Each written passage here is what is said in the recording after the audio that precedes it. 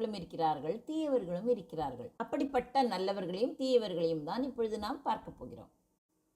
துரோணாச்சாரியர் என்பவர் போர்க்கலைகளில் மிகவும் தேர்ந்தவர் ஆவார். இவர் பரத்வாஜரின் புதல்வர். இவருடைய மனைவி சதானந்தரின் மகள் கிருபி ஆவாள். அஸ்வத்தாமன் என்பவன் இவர்களுக்கு பிறந்த மகன் ஆவான். பிரம்மனிடமிருந்து இந்திரனுக்கு கிட்டிய தங்க கவச்சத்தை தாமே வாங்கி துரியோதனனுக்கு தந்தவர் என்னும் சிறப்பும் இவருக்கு உண்டு. இவ்வளவு பெருமை வாய்ந்த துரோணாச்சாரியார் பாண்டவர்களுக்கும் கௌரவர்களுக்கும் குருவாக இருந்து கல்வி, கலை போன்றவைகளை போதித்து வந்தார். ஒரு சமயம் துரோணாச்சாரியாரின் சீடர்கள் தமது குருவை அணுகினார்கள். குருநாதா, யுதிஷ்டர் நல்ல பண்புகளை கொண்டு நற்குணங்களின் இருப்பிடமாகவும் துரியோதனன் யாவருக்கும் தீமை புரிந்து தீயவனாகவும் தெரிகிறாரே, இது எதனால் எங்களுக்கு விளங்கவில்லையே. தாங்கள் இதன் காரணத்தை கூற முடியுமா என்று தங்கள் ஐயத்தை கேட்டனர். இதற்கு அடிப்படை காரணம் இருக்கிறது என்பதை தன் சீடர்களுக்கு உணர்த்துவதற்காக துரோணர் முயற்சி செய்தார். துரியோதனன் கௌரவர்களின் மூத்த சகோதரன் ஆவான். குரு வம்சத்தை சேர்ந்த அரசன் திருதராஷ்டிரன் மற்றும் காந்தாரி ஆகியோரின் மூத்த மகனாவான். இவனுக்கு 100 சகோதரர்கள், அவர்களைத்தான் கௌரவர்கள் என்று நாம் அழைக்கிறோம். மற்றும் துச்சலை என்ற ஒரு சகோதரியும் இருந்தாள். இவனுக்கு முதலில் சுயோதனன் என்று பெயரிடப்பட்டது. அதன் பொருள் என்ன? பெரும் போர் வீரன். ஆனால் பின்னர் இவனே தன் பெயரை துரியோதனன் என்று மாற்றிக்கொண்டான். துரியோதனன் என்பதற்கு வெற்றி கொள்ளப்பட முடியாதவன் அல்லது போரில் கடுமையானவன் என்பதுதான் பொருள். இவன் இயல்பாகவே ஆணவம், பொறாமை மற்றும் அரியணை மீதான மோகம் கொண்டவன். பிற்காலத்தில் அவன் பெரியவனாக ஆனவுடன் தன் ஒன்றுவிட்ட சகோதரர்களான பாண்டவர்கள் மீது மிகுந்த பகைமை கொண்டிருந்தான். இவனது இந்த குணங்களே மகாபாரத போர் என்னும் பேரழிவுக்கு முக்கிய காரணமாய் அமைந்தன என்று கூட சொல்லலாம். இவனுக்கு மாமா சகுனி மற்றும் நண்பன் கர்ணன் ஆகியோர் பல தீய செயல்களுக்கு துணையாக இருந்தனர்.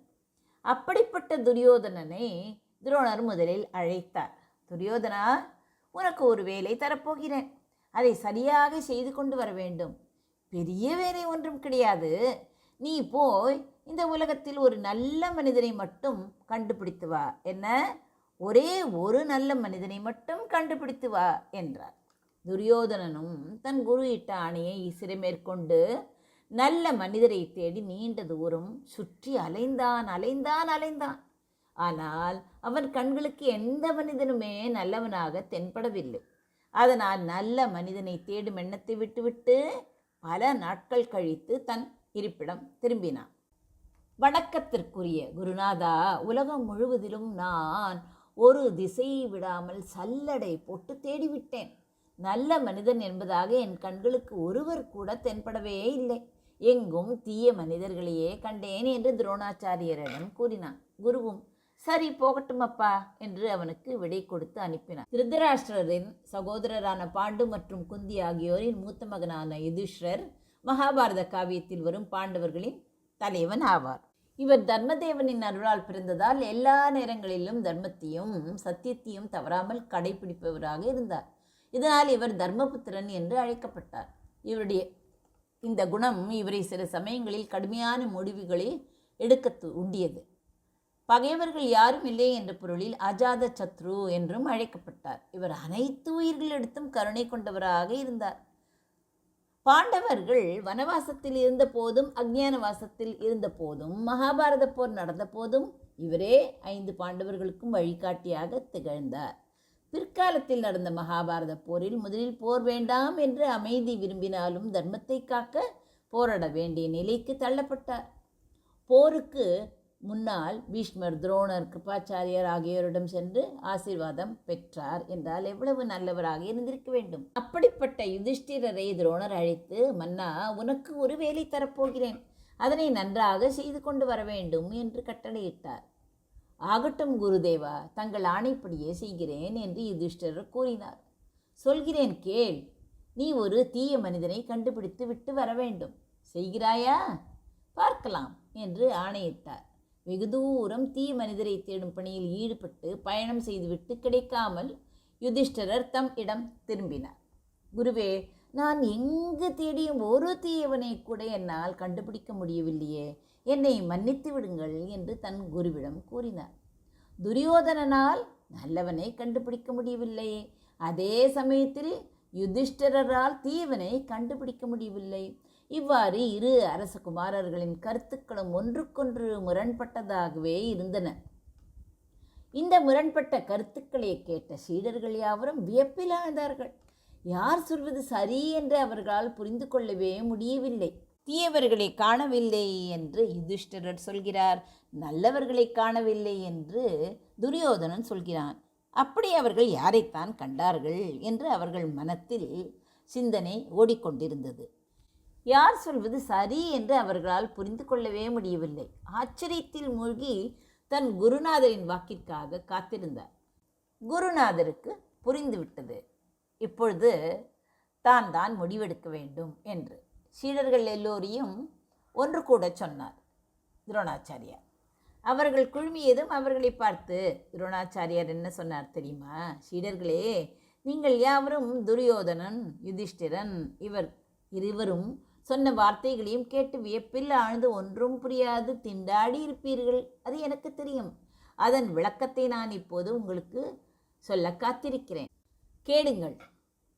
இந்த உலகில் ஒவ்வொரு மனிதனும் தனது மனதில் படிந்திருந்த காட்சியை பறந்திருக்கும் உலகில் பிரதிபலித்திருப்பதை காண்கிறார்கள். யுதிஷ்டிரருக்கு என்ன தோன்றியிருக்கிறது? அவனது மனதில் உள்ளதுதான் தோன்றியிருக்கிறது. அவன் நல்லது தானே நினைக்கிறான். அதனால் உலகம் முழுவதும் நல்லவர்களே நிறைந்திருப்பதாக யுதிஷ்டிரருக்கு தோன்றியிருக்கிறது. ஆனால் யாவருமே துரியோதனனுக்கு தீயவராகவே தென்பட்டிருக்கிறார்கள். ஏன் அப்படி? அவன் மனம் அப்படி. மஞ்சள் காமாலை நோய் வந்தவனுக்கு எல்லாமே மஞ்சள் நிறமாகவே தோன்றுகிறது அல்லவா? அவரவர்களின் மனம் எப்படி இருக்கிறதோ அப்படித்தான் புறத்தே, அதாவது வெளியே காணுகின்ற காட்சியும் இருக்கும். இப்பொழுது புரிகிறதா எப்படி இருக்க வேண்டும் என்று? அதனால் மனதில் நீங்கள் நல்லவர்களாக வாழுங்கள். அப்பொழுது இந்த உலகமே நன்றாக தெரியும். அங்கு வாழும் உயிர்களும் நமக்கு நல்லவர்களாகவே தெரிவார்கள் என்று கூறி முடித்தார். அது ஒரு காடு. அங்கு வழிப்போக்கர் போய்கொண்டும் வந்து கொண்டும் இருந்தார்கள். அப்படித்தான் இரு சகோதரர்கள் அந்த வழியே சென்றனர். அப்போது ஒரு மரத்தில் ஒரு பெரிய ஓந்தி இருந்தது. அந்த இடத்திலேயே நின்று அதை கண்டனர். ஒருவன் சொன்னான், அதோ பார் ஓந்தி, பச்சை நிறத்தில் எவ்வளவு அழகாக இருக்கிறது என்று. மற்றொருவன் சொன்னான், எங்கே? ஓ அதுவா, உனக்கு கண் தெரியவில்லையா? அது நீல நிறத்தில் தானே இருக்கிறது என்று கூறி அவன் சொன்னதை மறுத்தான். மீண்டும் அவன் சகோதரன், இல்லை இல்லை, அது பச்சை நிறம்தான், எனக்கு நன்றாக தெரிகிறதே. அப்பொழுது நான் சொன்னது என்ன பொய்யா? நான் பொய் சொல்கிறேனா என்று வாதம் செய்தான். உனக்கு கண் இருக்கிறதோ இல்லையோ எனக்கு தெரியாது, நான் அடித்து சொல்வேன் அது நீல நிறம்தான் என்று தன் பக்கத்தின் தீர்வை சொன்னான். அடுத்தவன்.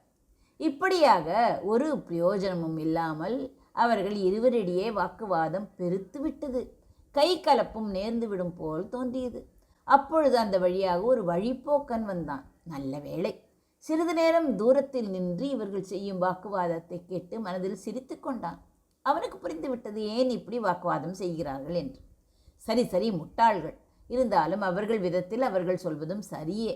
இதனை நாம் தான் தீர்த்து வைக்க வேண்டும், அவர்களுக்கு புரிய வைக்க வேண்டும் என்று நல்லெண்ணம் கொண்டு அவர்கள் இருந்த இடம் நோக்கி வந்தான். ஒன்றுமே தெரியாதது போல் அவர்களை பார்த்து, எதை பற்றி பேசிக்கொண்டிருக்கிறீர்கள் இருவரும் என்று மூன்றாவது மனிதன் கேட்டான். அது ஒன்றுமில்லை, அந்த மரத்தில் இருக்கும் ஓந்தியை பாருங்கள், அது நீல நிறத்தில் உள்ளதா அல்லது பச்சை நிறத்தில் உள்ளதா? இவன் பச்சை நிறம் என்கிறான், நான் நீல நிறம் என்கிறேன். எது சரி என்று எங்களுக்கு புரியவில்லை. நீங்கள் சரியாக அந்த ஓந்தியை பார்த்து என்ன வண்ணத்தில் உள்ளது என்று சொல்ல முடியுமா என்று நியாயம் கேட்டனர். இதற்குத்தானா இவ்வளவு பெரிய சண்டை போடுகிறீர்கள்? நீங்கள் இருவரும் சரியாகத்தான் சொன்னீர்கள் என்றான். அதை கேட்டு இருவருக்கும் ஆச்சரியம் தாங்க முடியவில்லை. இந்த மனிதன் என்ன பைத்தியமா? ஒரு வண்ணம் தானே இருக்க வேண்டும், நாம் இவனிடம் கேட்டதே தப்பாகிவிட்டதே என்று மனதில் நினைத்தார்கள். என்ன, இருவரும் ஏண்டா இவனிடம் சொன்னோம் என்று நினைக்கிறீர்களா? நான் சொல்வது முழுவதும் உண்மைதான், முற்றும் உண்மை. இது இயற்கை தானே. இறைவன் படைப்பில் ஒவ்வொரு ஜீவனும் ஒவ்வொரு மாதிரி இருக்கும். இந்த ஓந்திக்கு பச்சோந்தி என்று பெயர். ஏன் தெரியுமா? இது தன் நிறத்தை மாற்றிக்கொண்டே இருக்கும். நீ பார்த்த பொழுது நீல நிறமாக இருந்தது, அதுவே அவன் பார்த்த பொழுது பச்சை நிறமாக இருந்தது, இன்னும் சிவப்பு நிறமாக கூட மாறக்கூடும். அது இறைவன் இந்த ஓந்திக்கு இட்ட விதி. அதனால் அது கெட்டது என்று கூற முடியாது. ஆஹா, இதுவரை நாங்கள் பச்சோந்தி பார்த்ததே இல்லையா? அதனால்தான் இந்த வாக்குவாதம். நன்றி ஐயா, விஷயம் தெரியாமல் எங்களுக்குள் சண்டை அதிகமாகி விட்டிருக்கும் என்று தங்கள் நன்றியை தெரிவித்தனர். சரி, ஒரு விஷயம் கூறுகிறேன், கேளுங்கள். இறைவன் காரணத்தோடு தான் இந்த ஓந்தியை படைத்திருக்கிறான் என்று தோன்றுகிறது. உலகத்தில் ஒவ்வொருவரும் அவரவர்களுக்கு பிடித்த கடவுளை வணங்குகின்றனர். பச்சோந்தி போல் கடவுள் ஒன்றுதான். அது நிறம் மாறுவது போல் சிலருக்கு ராமராக தெரிகிறது, சிலருக்கு கிருஷ்ணராக தெரிகிறது, வேறு சிலருக்கு முருகனாகவும் சிவனாகவும் அம்பிகையாகவும் தெரிகிறது. அதனால் தானோ என்னவோ பச்சோந்தி போல் சில வகை ஜந்துக்களை இறைவன் படைத்திருக்கிறார். இதை பார்த்து தெரிந்து கொள்ளுங்கள் மனிதர்களே என்று இறைவன் நமக்கு சொல்லாமல் சொல்லுகிறார் போல் தெரிகிறது. நான் சொல்வது சரிதானே? உங்களுக்கெல்லாம் புரிந்திருக்கும் என்று நினைக்கிறேன் என்று சொல்லிவிட்டு அவன் தன் வழியே சென்று விட்டான். இறைவன் ஒருவனே என நினைத்து நாமும் நல்லதே நினைப்போம், நல்லதையே காண்போம். நன்றி, வணக்கம். உமா பாலசுப்ரமணியன்.